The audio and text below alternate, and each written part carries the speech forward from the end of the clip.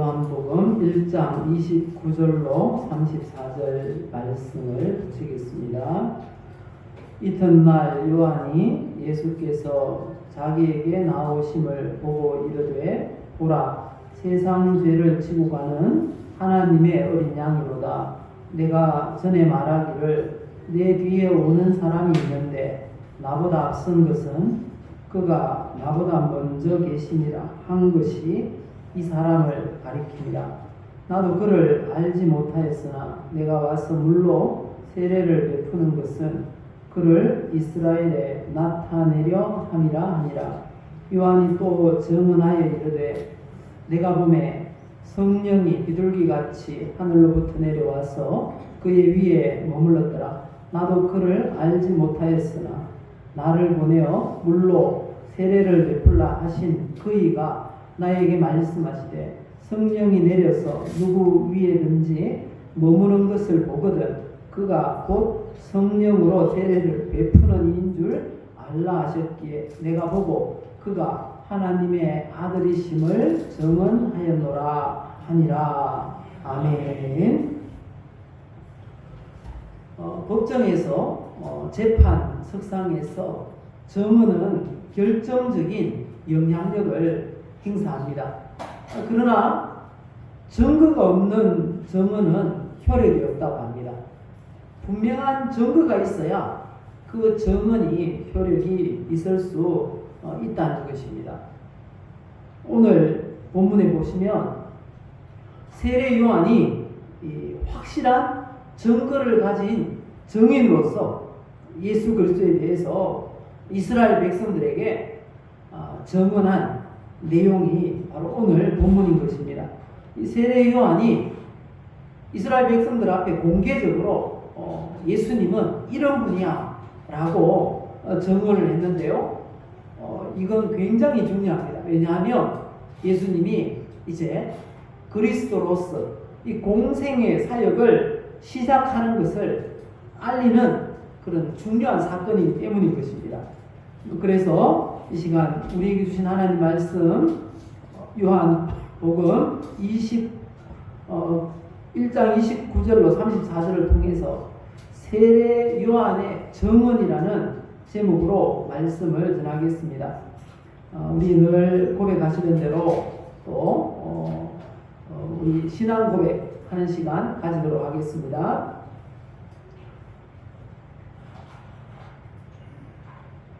나는 예수 믿어 구원의 복을 받았습니다. 나는 예수 믿어 건강의 복을 받았습니다. 나는 예수 믿어 복음의 증인이 되었습니다. 네, 우리가 고백한 대로 구원의 복, 건강의 복 받으시고 또 증인이 되어서 천국 상급을 많이 쌓아두는 우리 예배자들 되시기를 예수님의 이름으로 축복합니다. 오늘 본문을 이 배경을 보시면요, 세례 요한이 요단강에서 세례를 베풀고 있을 때 예수님께서 세례 요한에게 나오셨어요. 그리고 그 세례 요한에게로 나오신 예수님을 보고 이 세례 요한이 예수님은 이런 분이다 라고 증언했습니다. 예수님이 어떤 분이라고 요한이 증언했는지 말씀을 통해서 살펴보겠습니다. 첫 번째는요, 세상 죄를 지고 가는 하나님의 어린 양이다 라고 증언을 했습니다. 오늘 읽었던 말씀 29절에 그 말씀이 있죠. 이튿날 요한이 예수께서 자기에게 나오심을 보고 이르되 보라 세상 죄를 지고 가는 하나님의 어린 양이로다 이렇게 증언을 했습니다. 세례 요한이 사내들인 공회에서 파견한 그 사람들과 대화를 했었죠. 그리고 그 다음 날입니다. 이튿날. 그 이튿날 요한은 여전히 요단강에서 세례를 베풀고 있었습니다. 이스라엘 백성들에게. 그 세례를 베풀고 있을 때 예수님이 그곳에 오신 거예요. 깜짝 놀랐어요. 세례 요한이 한참 바라보았습니다. 29절에 보면 예수께서 자기에게 나오심을 보고라고 하는데요. 이 보고라는 말이 자세히 살펴보다는 뜻입니다. 자세히 살펴봤습니다. 예수님이 나오셨는데 자세히 살펴보았다는 것입니다. 그리고 감탄을 했어요. 감탄을 하면서 그렇게 증언했죠. 보라, 보라. 이 보라라는 이건 감탄사입니다. 보라. 지금 이스라엘 백성들이 세례 요한에게 세례 받으려고 많이 나와 있어요. 그 요단 강가에 많이 있었습니다. 있는데 그 앞에서 세례 요한이 예수님을 향해서 예수님을 가리키면서 보라 이렇게 이야기를 하는 것입니다. 예수님께 모든 사람들이 이 시선을 집중하게 되었습니다. 그때 세례 요한이 증언합니다.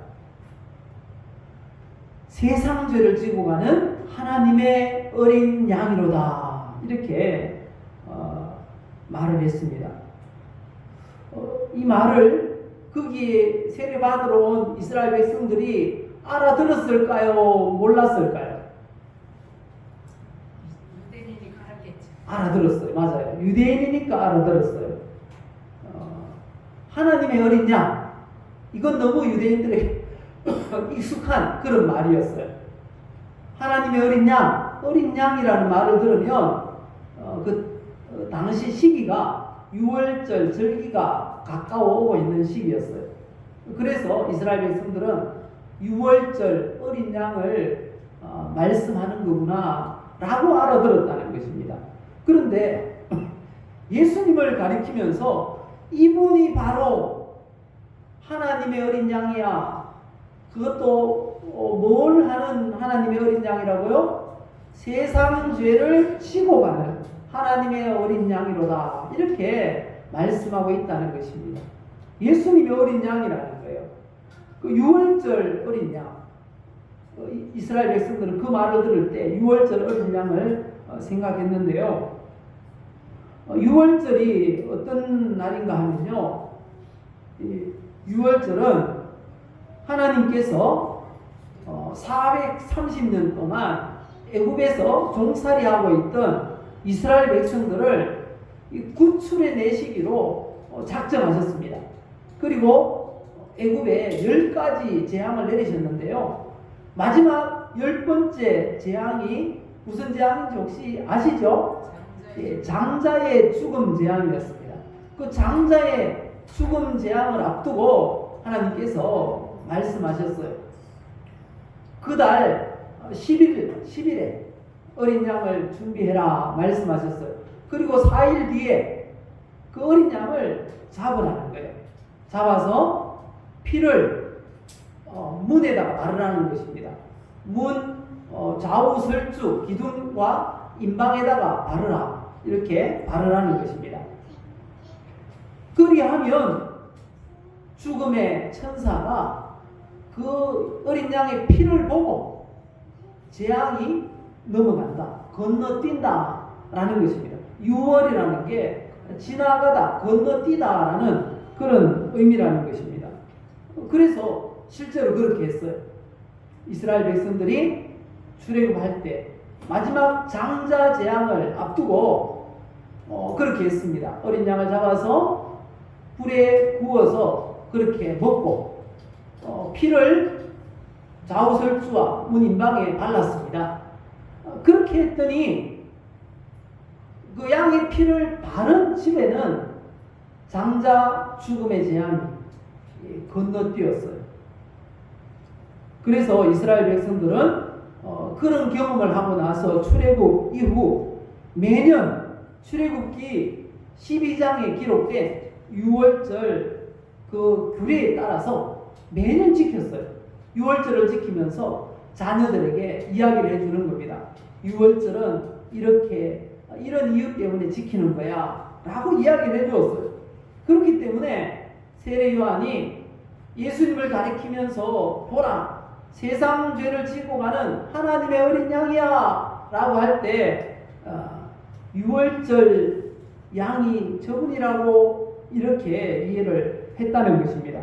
그런데 세상 죄를 지고 가는 이 세상 죄를 지고 가다라고 말씀하시는데, 지고 가는이라는 이 말은 원어의 의미를 보면요, 제거하다는 것입니다. 제거하다. 그냥 짊어지고 다니는 게 아니고요, 제거한다, 없앤다는 겁니다. 뭐를 없앤다고요? 세상 죄를 없앤다는 겁니다.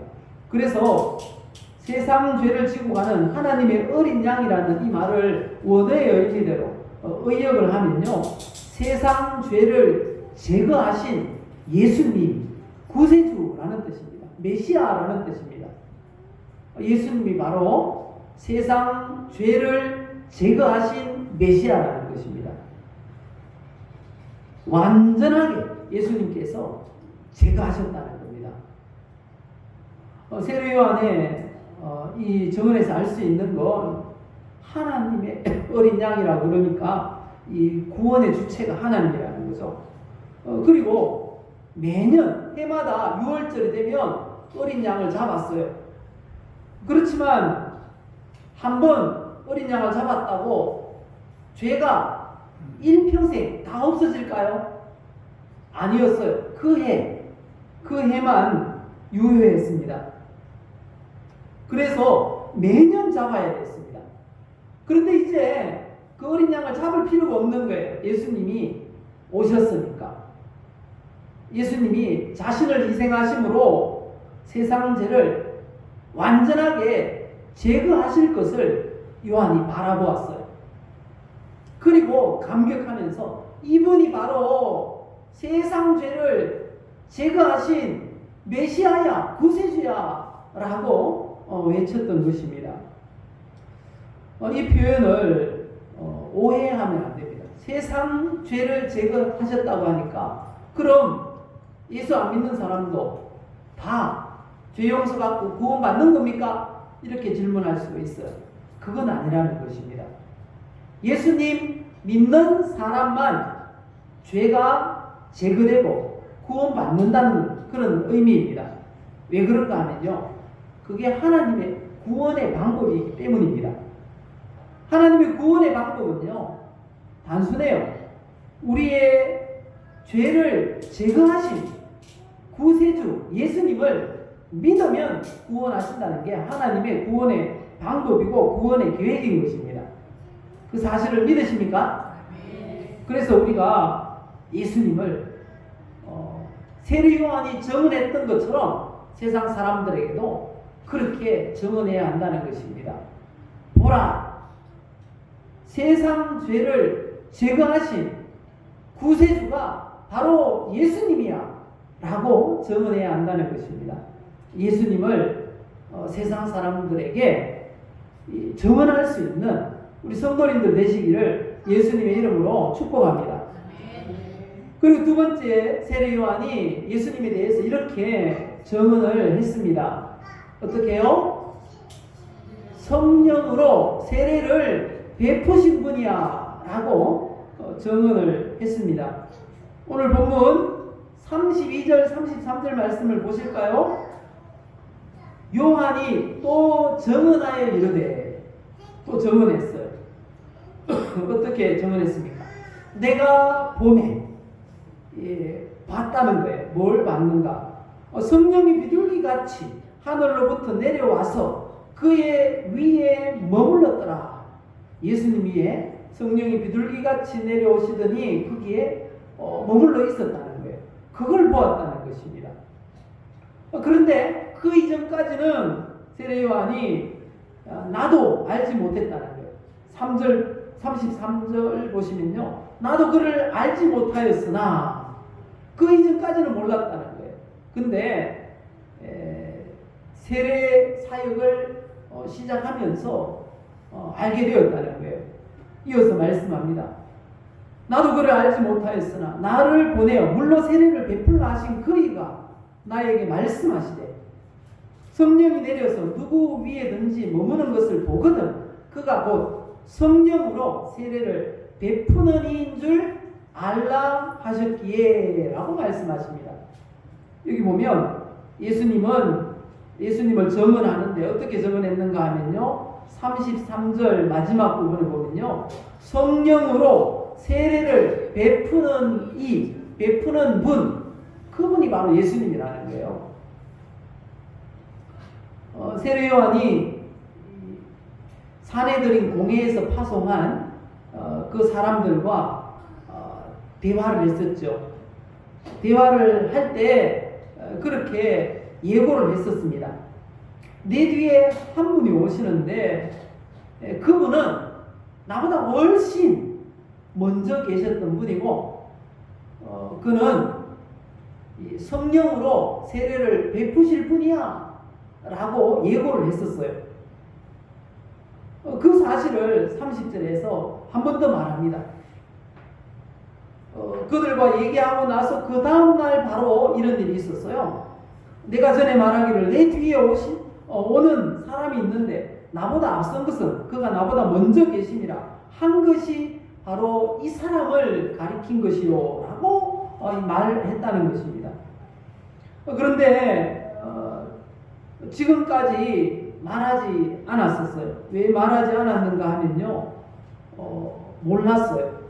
세례사역을 시작하기 전까지는 예수님을 몰랐어요. 31절에 말씀하시죠. 나도 그를 알지 못하였으나. 그런데 예수님과 이 세례 요한이 일면식도 없다, 얼굴을 모른다, 그런 말일까요? 아니었어요. 왜냐하면 세례 요한과 예수님은 사촌지간이래요. 그래서 서로를 알고 있었어요. 모임 때는 만났어요. 그럼 뭘 몰랐다는 걸까요? 예, 그가 바로 그리스도, 구약에서 약속하신 메시아라는 사실은 그 이전까지는 몰랐었다라는 그런 표현인 것입니다. 그래서 31절에 이어서 말씀합니다. 내가 와서 물로 세례를 베푸는 것은 그를 이스라엘에 나타내려 한다. 세례를 베푸는 사역을 시작할 때 하나님이 말씀하셨다는 거예요. 세례를 베풀 때 성령이 그 위에 임하는 그 사람을 보거든. 그가 메시아인 줄 알라, 구세주인 줄 알라 라고 말씀하셨다는 거죠. 그래서 그분이 올 때까지 본인은 물로 세례를 베푸는 사역을 하고 있었다는 거예요. 왜? 그분을 이스라엘 가운데 드러내기 위해서. 세례 요한의 인생은요, 예수님을 사람들에게 드러내는 게 인생의 목적이었어요. 우리 인생의 목적도 그런 것이어야 돼요. 신앙생활을 통해서, 직장생활을 통해서 무엇을 해야 한다고요? 예수님을 사람들에게 드러내는, 그게 우리 인생의 목적이어야 한다는 것입니다. 무엇을 하든지 그렇게 사시기를 예수님의 이름으로 축복합니다. 이처럼 세례 요한이 사람들에게 예수님을 드러내는 그 사역을 선지자의 사역이에요. 그래서 예수님이 세례 요한을 뭐라고 했는지 아십니까? 바로 선지자라 그랬어요. 9절에 보니까요. 마태복음 11장 9절에 보니까요. 세례 요한을 가리켜서 말씀하는 거예요. 지금 제자들에게 너희가 어찌하여 나갔더냐? 선지자를 보기 위함이었더냐? 요단강에 그 들에 왜 나갔니? 라는 말이에요. 세례 요한이 요단강에서 세례를 베풀 때 거기 왜 갔냐? 그 질문을 하고 있는 것입니다. 왜 나갔니? 선지자를 보기 위해서 나갔니? 라고 그렇게 예수님이 질문하시면서 대답하세요. 옳다. 맞아. 그가 선지자야. 그러면서 더 높이세요. 내가 너희에게 말하는데 선지자보다 더 나은 사람이야. 더 훌륭한 사람이야. 이렇게 말씀을 했습니다. 우리도 인생의 목표가 그냥 살아가면서 직장 생활하고 또 가정 생활을 하고 사람들과 어울려 살면서 항상 우리의 목표는 예수님을 사람들에게 드러내는 것, 알려주는 것, 그것이 목적이 되면 예수님께서 우리에게도 이런 칭찬을 하실 거예요. 너희가 선지자야. 아니야. 선지자보다 더 나은 사람들이야. 라고 말씀하실 것입니다. 그런 칭찬을 들을 수 있기를 다시 한번 예수님의 이름으로 축복합니다. 세례 요한이 이런 사역을 끝까지 잘 감당했어요. 그래서 감당하다가 보니까 세례를 베풀면서 늘 찾고 있었어요. 그분이 누굴까? 하나님이 말씀하신 그 구약에 예언하신 메시아가 누굴까? 세례를 주면서 성령이 이 비둘기처럼 내려서 머물러 있는 그 사람을 찾고 있었다는 거예요. 그분을 이스라엘 가운데 드러내기 위해서. 그랬는데 어느 날 예수님이 오셨어요. 예수님이 세례를 받으러 오셨어요. 세례 요한에게. 그 내용이 이 마태복음 3장에 기록이 되어 있습니다. 제가 읽어드리겠습니다. 이때에 예수께서 갈릴리로부터 요단강에 이르러 요한에게 세례를 받으려 하시니 요한이 말려 이르되 내가 당신에게 세례를 받아야 할 터인데 당신이 내게로 오시나이까? 예수께서 대답하여 이르시되 이제 허락하라. 우리가 이같이 하여 모든 의를 이루는 것이 합당하니라 하시니 이에 요한이 허락하는지라. 예수께서 세례를 받으시고 곧 물에서 올라오실새 하늘이 열리고 하나님의 성령이 비둘기같이 내려 자기 위에 임하심을 보시더니 하늘로부터 소리가 있어 말씀하시되 이는 내 사랑하는 아들이요 내 기뻐하는 자라 하시니라. 세례 요한이 예수님을 그렇게 찾으려고 했죠. 이스라엘 가운데 드러내려고 메시아를 찾으려고 했습니다. 그런데 예수님이 오셨는데 세례를 받으시려고 하는 거예요. 그렇게 내가 당신에게 세례를 받아야 될 터인데 라고 말하는데 아니야. 내가 세례를 받음으로 합력해서 그렇게 선을 이루어야 돼 하시면서 세례를 받으시려고 하는 거예요. 그래서 세례 요한이 예수님을 세례를 줬어요. 물 세례를 베풀었습니다. 그리고 물에서 올라오시는데 성령이 비둘기처럼 예수님 위에 내려오셨어요. 그리고 머물러 계신 거예요. 그때 세례 요한이 이분이 메시아구나 라는 것을 확신하게 되었어요. 왜냐하면 보았기 때문에. 성령이 비둘기같이 임하시는 걸 보았기 때문에. 그리고 하나님의 말씀이 들렸잖아요. 하나님의 말씀이 뭐라고 하십니까? 이는 내 사랑하는 아들이요 내 기뻐하는 자라. 이 말씀을 들었어요. 그래서 확신을 하고 증언을 했던 것입니다. 그런데 세례 요한이 증언한 내용이 뭔가 하면요, 예수님을 성령으로 세례를 베푸시는 분이라고 그렇게 증언을 했어요. 어떻게 그게 가능할 수 있습니까? 바로 성령으로 세례를 받았기 때문에. 세례를 받고 올라왔을 때 성령이 임했잖아요. 그리고 예수님께 머물러 있었습니다. 그랬기 때문에 예수님이 성령으로 세례를 베풀 수가 있는 것입니다. 예수님이 머리끝부터 발끝까지 성령으로 충만했던 것입니다. 그래서 세례를 베풀 수가 있었다라고 말씀을 하고 있는 것입니다. 우리가 바로 성령으로 세례를 받아야 됩니다. 예수님 믿으면 성령으로 세례를 받는 줄 믿습니다. 어떻게 성령으로 세례를 받을 수 있는지에 대해서 사도행전 2장에 보니까요, 이렇게 말씀하세요. 베드로가 이르되, 이 말씀의 배경을 보면요, 오순절날 이 성령 충만을 받았어요. 베드로가 성령 충만을 받고 회중 가운데 서서 설교를 합니다. 죄를 회개하고 회개하라고 그렇게 설교를 했습니다. 그러니까 마음에 찔려서 우리가 어떻게 살아야 되겠습니까? 거기에 나온 사람들이 그렇게 질문을 합니다. 그때 베드로가 이렇게 대답을 했습니다. 너희가 회개하여 각각 예수 그리스도의 이름으로 세례를 받고 죄사함을 받으라. 그리하면 어떻게 된다고요? 성령을 선물로 받을 것이다 라고 말씀하셨습니다. 어떻게 하면 성령으로 세례를 받을 수 있는가 하면요, 명령을 세 가지를 하십니다. 이 세 가지 명령에 순종하면 받을 수 있대요. 그 첫 번째 명령이 뭔가 하면 회개하라.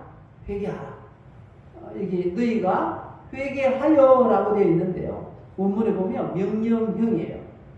회개하라라는 말씀입니다. 회개하라는 말씀은 바꾸어 생각하다 또는 마음을 바꾸다라는 뜻입니다. 마음을 바꾸어야 성령이 임하십니다. 마음을 바꾸지 않으면요, 자기 고집 붙들고 있으면요, 성령께서 임하지 않아요. 역사하지 않아요. 그리고 두 번째 명령입니다. 어떻게 하라고 하십니까? 각 사람이 예수 그리스도의 이름으로 세례를 받으라 이렇게 말씀하세요. 세례를 받으라. 이 세례는 죄를 씻는다라는 의미입니다. 그리고 세례는 이 교회와 교회 공동체의 일원이 된다. 교회 공동체 안에 소속으로 들어온다라는 그런 신앙 고백적 의식입니다. 세례를 받을 때 공중 앞에서 예수님 믿습니까? 예, 믿습니다. 이렇게 대답하는 것이죠. 그렇게 하면 세례를 베풉니다. 그건 신앙 공동체, 이 교회 공동체 안으로 들어온다는 의미가 있는 것입니다. 그래서 죄를 씻는다는 의미와 교회 공동체의 일원이 된다라는 그런 의미가 이 세례 가운데 있는 것입니다. 그래서 두 번째 이 명령은요, 교회 공동체 안에 들어와서 신앙생활을 하라라는 의미인 것입니다. 그리고 세 번째 명령은요, 죄사함을 받으라라는 명령입니다. 여기서 죄사함 이렇게 말씀하시는데 원어에 보면 용서, 해방이라는 뜻입니다.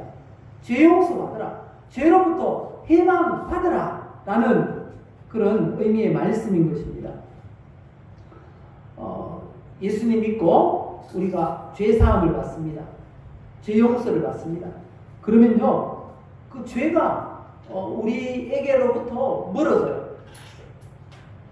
시편 103편에 이렇게 말씀합니다.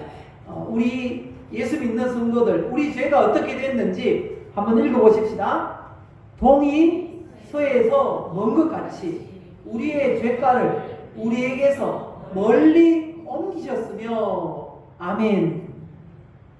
우리 하나님께서 예수 믿는 우리의 모든 죄를 동이 서쪽과 동쪽과 서쪽이 아주 먼 것처럼 우리의 죄가가 우리로부터 멀어진 줄 믿습니다. 이렇게 죄사함을 받으라 명령하실 때 우리가 예수님 믿고 아멘 하고 받게 되면 성령을 선물로 받게 되는 것입니다. 그런데 성령을 선물로 받으리니라고 하는 건 약속이라 이렇게 되어 있어요. 이 세 가지 명령 있잖아요. 이 명령에 순종하면 그 결과로 성령의 선물을 받게 될 것이라고 약속하고 있는 것입니다. 우리가 이렇게 하면 성령 받아요. 성령 세례를 받는다는 것입니다. 오늘 우리가 사도행전 2장에서 읽은 말씀처럼 이렇게 하면 돼요. 첫 번째, 회개하라. 회개하면 그리고 회개하고 그 다음에 어떻게 해야 됩니까? 세례를 받아야 됩니다. 세례를 받는다는 건 교회 공동체 안으로 들어와서 함께 신앙생활을 하는 것입니다. 그리고 어떻게 하라고 하십니까? 죄 사함을 받으라. 죄 용서함을 받으라. 죄로부터 해방 받으라. 다시는 죄악된 삶 살지 마라. 라는 명령의 말씀인 것입니다. 그 말씀에 순종해 살며 성령을 선물로 받으리라 라고 약속하고 있는 것입니다. 이렇게 함으로 성령 세례를 받는 성도들 되시기를 예수님의 이름으로 축복합니다. 이 성령 세례는 누가 주시는가 하면요, 예수님이 주신다고 말씀합니다. 그래서 예수님이 성령으로 세례를 베푸시는 분이라고 정언하는 것입니다. 마지막 세 번째, 세례 요한이 이렇게 정언했습니다. 우리 34절 같이 읽어보실까요? 34절 말씀입니다. 내가 보고 그가 하나님의 아들이심을 정언하였노라. 예수님은 어떤 분이라고요? 하나님의 아들, 하나님의 아들이라고 말씀합니다. 어떻게 무슨 이유로 세례 요한이 하나님의 아들이라고 정언할 수 있었습니까? 또 말씀하시죠. 34절 시작할 때 어떻게 머리 부분에 뭐라고 합니까? 내가 보고 봤다는 거예요. 봤다는 거예요. 봤다는 것입니다. 뭘 봤다는 것일까요? 마태복음 3장 16절에 그런 모습을 봤다는 거예요. 세례를 받으시고 물에서 올라오실새 하늘이 열리고 성령이 비둘기처럼 예수님 위에 임하심을 봤다는 거예요. 그리고 또 들었기 때문에요. 뭘 들었습니까? 17절에 하늘로부터 소리가 예수 말씀하시되 이는 내 사랑하는 아들이요 내 기뻐하는 자라 라고 하나님의 음성을 들었다는 거예요. 성령이 임하시고 하나님이 말씀하시는 그가 바로 하나님의 아들이고 메시아라는 사실을 보고 듣고 경험해서 알았기 때문에 담대하게 정언할 수 있었다는 것입니다. 우리도 예수님을 하나님의 아들로 그렇게 정언해야 됩니다. 하나님의 아들이라는 무슨 의미일까요? 하나님이라는 것입니다. 하나님. 우리를 구원하실 수도 있고 또 우리를 가장 좋은 길로 인도하실 수도 있고 우리의 기도에 응답하시고 지금도 살아계시고 앞으로도 우리와 동행하실 분이다 라는 것입니다. 그래서 우리가 예수님을 믿을 때 하나님의 아들로 믿어야 한다는 것입니다. 그런데 이렇게 예수님이 하나님의 아들이라고 믿을 수 있는 그런 사람이 많지 않아요. 그 사실을 알고 믿는 사람이 많을까요? 모르고 믿지 않는 사람이 많을까요? 모르고 믿지 않는 사람이 훨씬 많아요. 그래서 우리가 예수님이 하나님의 아들이라는 사실을 알고 믿을 수 있는 건 특권인 것입니다. 특권. 세례 요한이 보고 듣고 알았어요. 보고 듣고 깨달아 알 수 있는 건 특권을 받은 사람들만 가능한 것입니다. 왜냐하면 안 믿는 사람이 더 많아요. 보고 들어도 모르는 사람이 너무 많기 때문에 특권이라는 것입니다. 그래서 예수님의 정인은 특권을 가진 사람들이에요. 우리가 정인이죠. 정인은 특권을 가졌어요. 권리가 있다는 건 또 의무가 있다는 의미인 거예요. 우리에게 의무가 있습니다. 정인에게 주어진 의무 무엇일까요? 정은 말해야 된다는 것입니다. 결론을 맺겠습니다.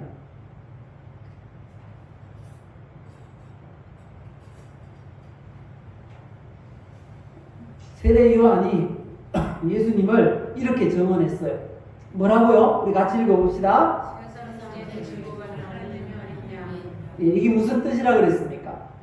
세상 죄를 제거하신 예수님이 메시아다 라는 의미인 것입니다. 그리고 두 번째, 성령으로 세례를 베푸는 분으로 우리가 정언해야 됩니다.